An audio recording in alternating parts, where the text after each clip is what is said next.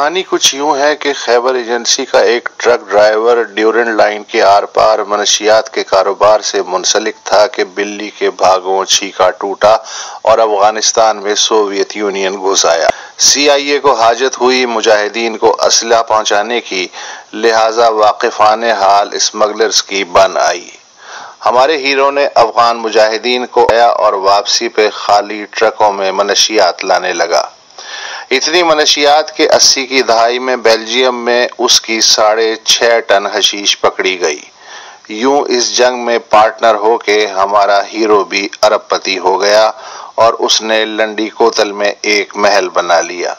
جب پیسے آئے تو سیاست کو بھی جی للچایا اور پھر ہمارا ہیرو اسمگلنگ کے کئی پرچے کٹنے کے باوجود 1990 میں اسلامی جمہوری اتحاد کے امیدوار کے طور پہ فاٹا سے قومی اسمبلی کا ممبر بن گیا اور افغانستان میں صلح جوئی کے لیے قبائلی عمائدین کے سرکاری وفد میں بھی شامل ہوا۔ اس دوران ہمارے ہیرو نے منشیات کی اسمگلنگ کے مقدمات میں امریکہ کو رضاکارانہ گرفتاری دے دی اور وہ 3.5 برس جیل میں گزار کے 1999 میں اسلام آباد پہنچا۔ اس کا ایک قول 90 کی دہائی کے اخبارات میں بڑی چمک دمک سے شائع ہوا: میں چاہوں تو پوری اسمبلی خرید لوں۔ ہمارے ہیرو کا نام ہے حاجی ایوب آفریدی۔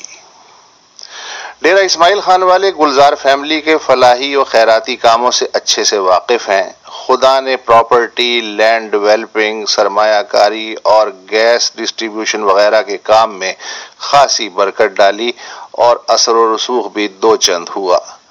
گلزار احمد خان کا طبعی جھکاؤ پیپلز پارٹی کی جانب رہا۔ بی بی شہید جب بھی حزب اختلاف میں ہوتیں اور لاہور آتیں تو ان کا قیام گلزار ہاؤس میں رہتا۔ چنانچہ 1994 میں گلزار احمد خان اور پھر ان کے صاحبزادے وقار احمد خان اور پھر عمار احمد خان سینیٹر بنے۔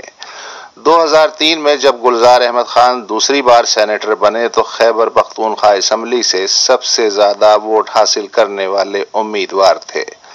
گلزار احمد خان کے بھائی مختار احمد خان بھی سینیٹر رہے اور پھر